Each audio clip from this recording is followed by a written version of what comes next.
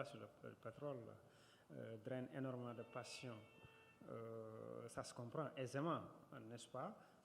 D'autant plus que la question avait préoccupé l'opposition depuis très très longtemps, bien avant d'ailleurs le reportage de la BBC.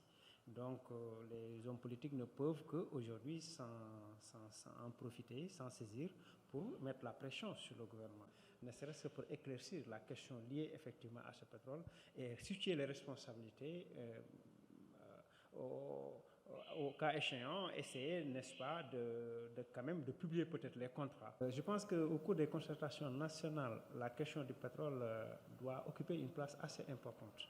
Nous pensons qu'effectivement, la gestion de ces ressources naturelles à venir est un enjeu national majeur et nécessite de la part de tous les Sénégalais un consensus autour de cette préoccupation-là. Au cours du dialogue, peut-être, on pourra, bien entendu, poser le débat et que les acteurs aujourd'hui s'ouvrent, expliquent, donnent leurs preuves et peut-être arrivent à un certain nombre de consensus autour de ces questions. C'est-à-dire comment, dorénavant, signer des contrats sur le pétrole, comment gérer ces ressources-là, le pétrole et le gaz, et comment en faire profiter au maximum les Sénégalais.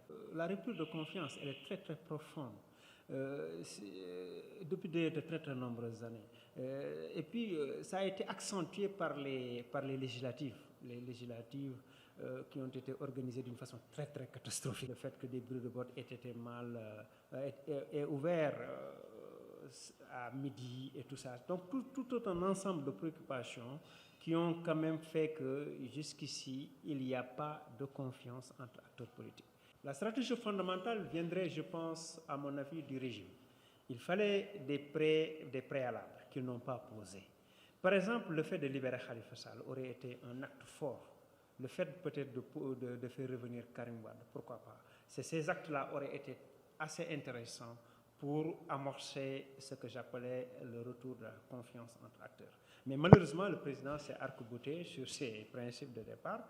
Il a continué également à être frileux par rapport aux autorisations sur les marches, tout ça.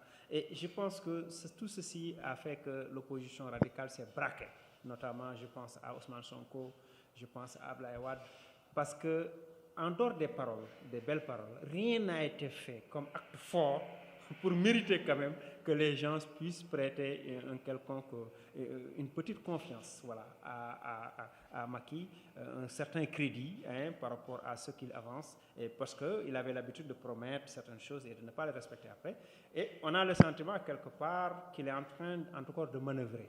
En tout cas, c'est ce qu'une bonne partie de l'opposition pense, que le président est toujours dans la dynamique de manœuvrer, parce qu'à chaque fois qu'il est en difficulté, il appelle au dialogue. Jusqu'ici, en tout cas, je ne vois pas les prémices aujourd'hui du rétablissement de la confiance entre l'opposition et le pouvoir. Il n'est jamais trop tard, mais encore, est-ce qu'il est prédisposé? Et c'est la question que je me pose. C'est vrai qu'il m'a semblé, à un moment donné, qu'il était vraiment prédisposé au dialogue. Mais à ce niveau, est-ce que ce n'était pas simplement pour reporter des élections? Est-ce que c'est pas parce que les gens avaient des préoccupations par rapport au local, parce qu'il fallait beaucoup d'argent, par rapport aux législatives, parce qu'il fallait beaucoup d'argent? Est-ce que le dialogue, ce n'était pas juste pour trouver un consensus pour reporter les élections? Il me semblait être prédisposé à dialoguer. Mais est-ce qu'il était prédisposé à changer? Non.